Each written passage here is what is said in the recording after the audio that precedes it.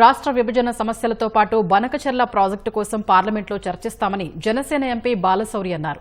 రాష్ట్రానికి సంబంధించిన సమస్యలపై అఖిలపక్ష సమావేశంలో ప్రస్తావించినట్లు ఆయన తెలిపారు.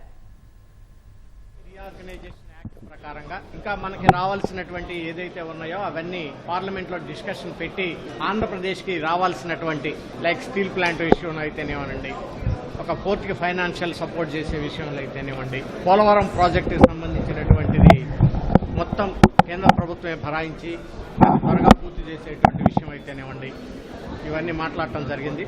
అదే రకంగా కౌలు రైతులందరికీ కూడా మామూలు రైతుల ప్రకారంగానే తక్కువ వడ్డీ రేట్లకి మరి వాళ్ళకి అమౌంట్ ఇచ్చే విధంగా కౌలు రైతులను ఆదుకునే విధంగా ఒక చట్టం చేయాలని చెప్పేసి కూడా మరి మీటింగ్లు అడగటం జరిగింది. ఇరిగేషన్ మీద జల్ జీవన్ మీద డిస్కషన్ పెట్టమని చెప్పి అడిగాం. ఈ కూటమి ప్రభుత్వానికి డెఫినెట్గా కేంద్రం నుంచి సహాయ సహకారాలు అంతా ఉన్నాయి. ఇప్పుడు మనకి దాదాపుగా రాజధాని కోసం దాదాపు 27,000 కోట్ల రూపాయలు మనకి డబ్బులు వచ్చాయి.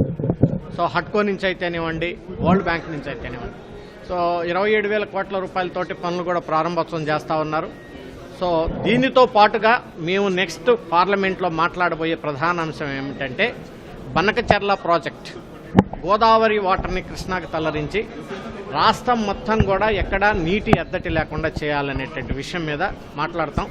సో ఎంపీలు అందరం కూడా కలిసి దానికి ఒక 40 నుంచి 50,000 కోట్ల రూపాయల కేంద్రం యొక్క సహాయం ఇవ్వమని చెప్పి కూడా అడుగుతాం. సో జల్ జీవన్ మిషన్ ద్వారా మనకు వచ్చేటువంటి డబ్బులతో పాటు మరి ఇంకా కొంత ఫైనాన్షియల్ అసిస్టెన్స్ ఇస్తే అన్ని జిల్లాల్లో కూడా డ్రింకింగ్ వాటర్ సమస్య లేకుండా చేయడానికి ఆస్కారం ఉంటుందని చెప్పేసి దాన్ని కూడా డిస్కషన్ చేయడం జరిగింది.